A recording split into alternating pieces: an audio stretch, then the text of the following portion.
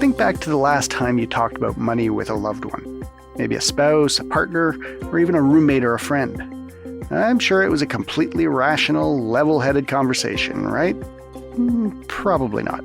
One of the big main themes that we found was that having arguments around money is kind of a universal thing. That's Dr. Adam Palanica. He's a behavioral scientist. Talking about money is kind of a taboo subject, right? It's like a stigma. There's a hush-hush. You don't really ask how much people make. You don't really ask how much things cost. And so our question was, well, why does that happen? The answer to that question is the impetus for a new project called Money Style by Scotia Advice Plus.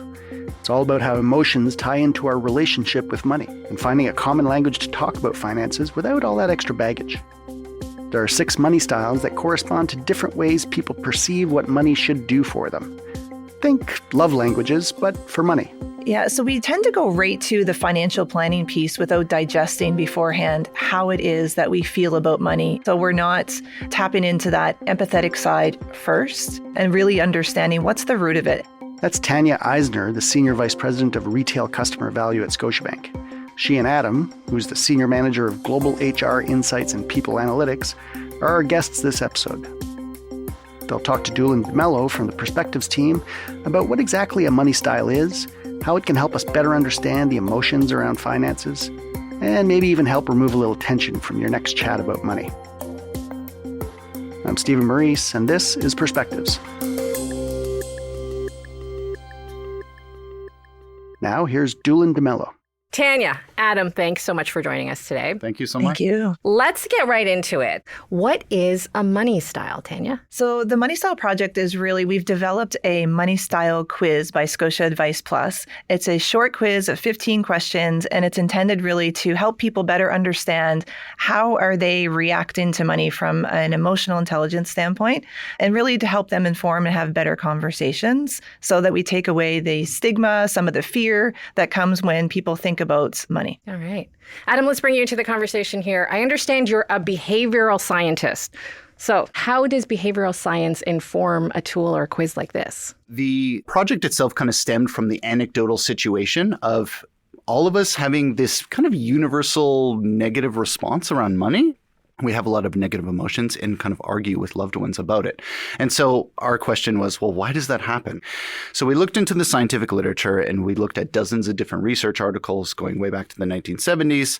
And we also had deep dive conversations with a whole bunch of financial experts, psychologists, couples therapists to really understand the psychology behind financial decision making. One of the big main themes that we found with this project in general was that having arguments around money is kind of a universal thing, right? So we have a lot of negative emotions.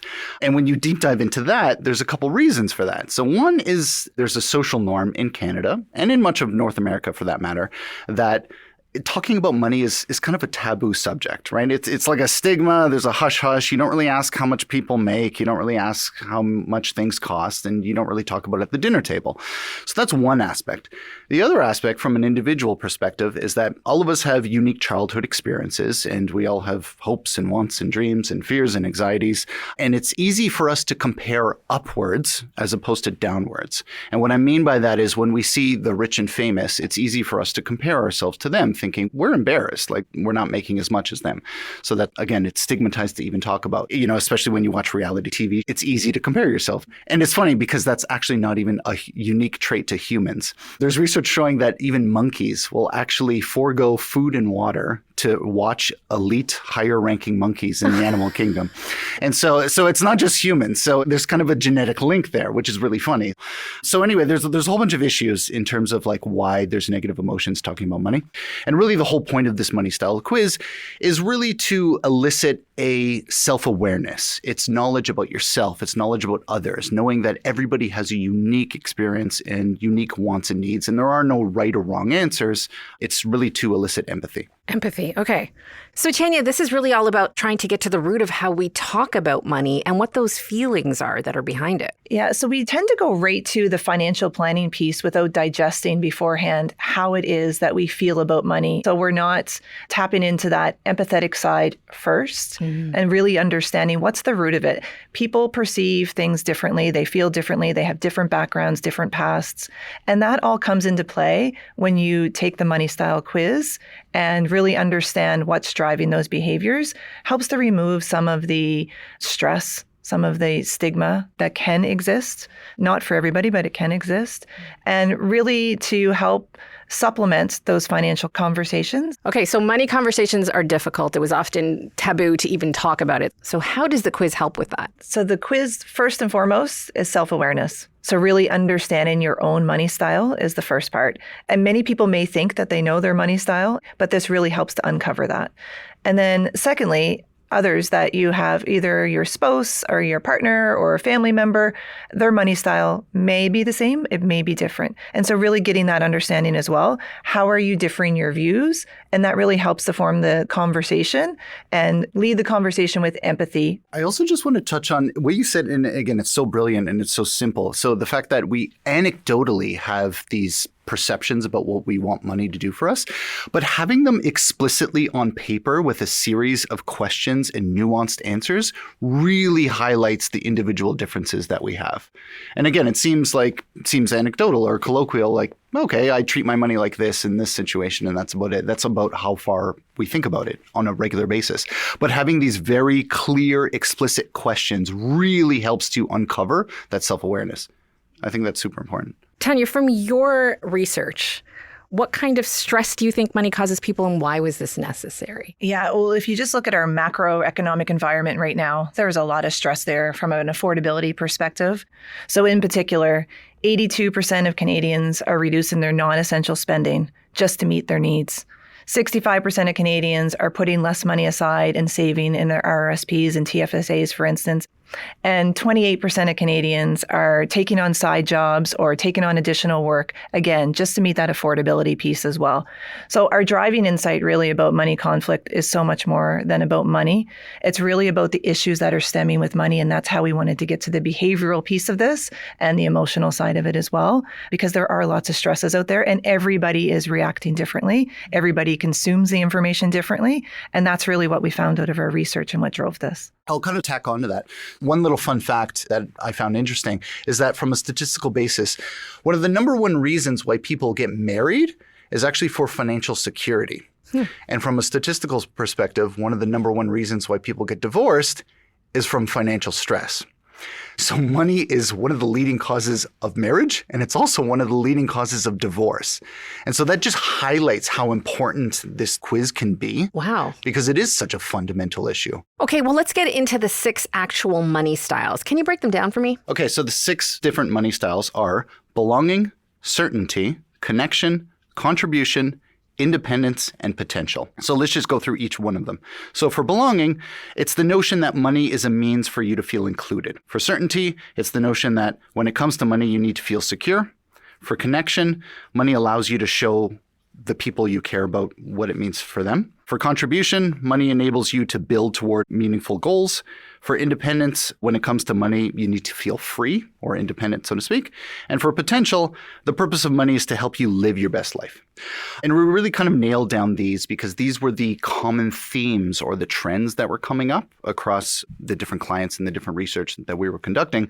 And it gives us enough nuance. These 6 different styles give us enough nuance to really differentiate between different types of people, so to speak, without being overly complex or overly complicated. And again, the whole purpose here is that there are no right or wrong answers. It's what money does for you individually.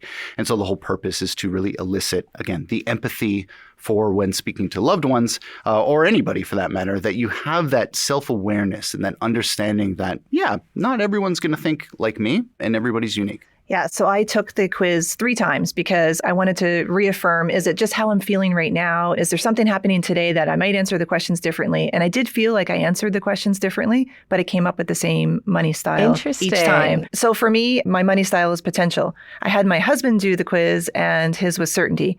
And so for me, potential really aligns more with, You only live once. And my husband likes the certainty. And so what I found out anyway through the quiz, likes the certainty. And so it's not that we even necessarily argue about money, but we clearly have different views and how we're perceiving money. And now we can better align that and better understand each other without really having to unpack it, but using the quiz to help unpack those conversations. Yeah, like it seems trivial, but really this quiz or this project in general is the first of its kind to really elicit these conversations about finances and money with loved ones. And it's ironic because, again, we look through 5 decades of scientific literature, and this was the first kind of tool to be used in real time for real people to really have that empathetic conversation with loved ones about finances and money. All right, so I did this 15-question quiz, which, by the way, people can find at scotiabank.com/moneystyle. It was interesting, it was fun, it was insightful. I got certainty with, I think, little bits of connection. So what do you think that says about me? Right. And it's actually, even before that, it's important to understand that, yes, we do call it, money style, and there are different dimensions that you can have with this. But it is important to know that these aren't necessarily concrete. Okay. So you could be exactly what you just said. You could be a little bit of this and a little bit of that, depending on the circumstances in the environment. Right. So we want to consider these kind of like a scale, or each one of these is like a dimension. And by no means, we're not making any clinical diagnosis on people. So that's another important thing. Right. This is all to elicit that empathy. And again, talk to a financial advisor for kind of future financial decision making. That's really important. But based on that, most people have a prominent style here, right? So exactly what you said. So connection and certainty. So connection is something that typically the notion that you want to spend money on your loved ones and make connections with others.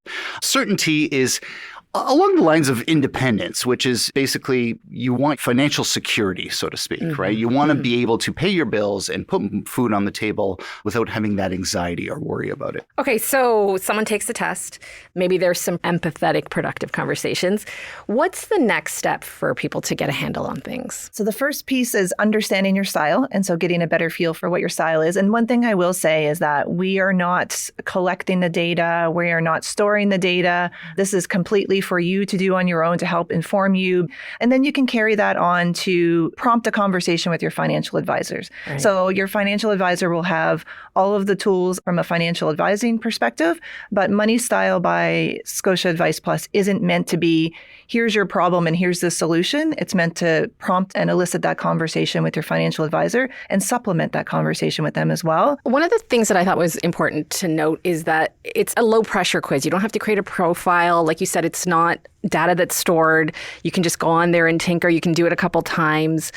And it doesn't take very long. Oh, minutes. It's meant to be simple. It's meant to take the stress out as you're completing the quiz. So then you can reflect. I find that after the fact, the thinking that you do as a result of the quiz and the outcome takes more time than to do the actual quiz itself. Right. And Adam, before I let you go, it's not often we have a behavioral scientist on the show.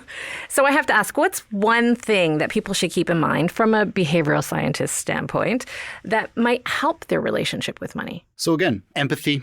Everyone's different. Everyone has unique individual wants and needs.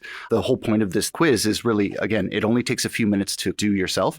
But the whole idea is to elicit some kind of longer term behaviors to really deeply understand yourself and others.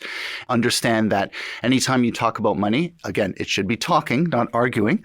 And that anything that someone else says, it's not a personal attack against you, right? It's just you really want to understand where they're coming from. So they're not saying that you're right or you're wrong. It's just they have different views than you do. And all of us have unique perspectives. And that's the whole idea. So really from a behavioral science perspective, we just want to create a calm, neutral environment, not emotionally loaded in any way. Know that we all have individual differences. And really that will foster a greater happiness in your relationship, a greater financial security in terms of making those decision-making processes with finances and money in the future. So it's creating a better well-being for all of us. Okay, and Tanya, I'll end with you. What's something you learned from the process of developing this project and from seeing people interact with the tool? Yeah, so I would say what we learned is how vast feelings are when it relates to money, how differently people think, how they react differently, how it can create stresses, and how widespread those feelings and emotions are. And so that was a big learning as well for us. Financial impacts are significant contributors to divorce, to arguments. There's a lot of emotion behind it. There's a stigma. And so really learn how money conversations are impacting people from an emotional intelligence standpoint. Tanya, Adam, thanks so much for joining us and for sharing your insights with us. Thank you so much. Thank you. I've been speaking with Tanya Eisener, the Senior Vice President of Retail Customer Value at Scotiabank, and Adam Palanica, the Senior Manager of Global HR Insights and People Analytics at Scotiabank. And we'll have a link to Scotiabank's Money Style Quiz by Advice Plus in the description for this episode and on the Perspectives page at scotiabank.com/perspectives. There you'll also find a transcript for this episode, as well as other stories, insights, analysis, and thought leadership. The Perspectives podcast is made by me, Dulin DeMello, as well as Stephen Maurice, Armina Lagaya, and our producer, Andrew Norton. Thanks for listening.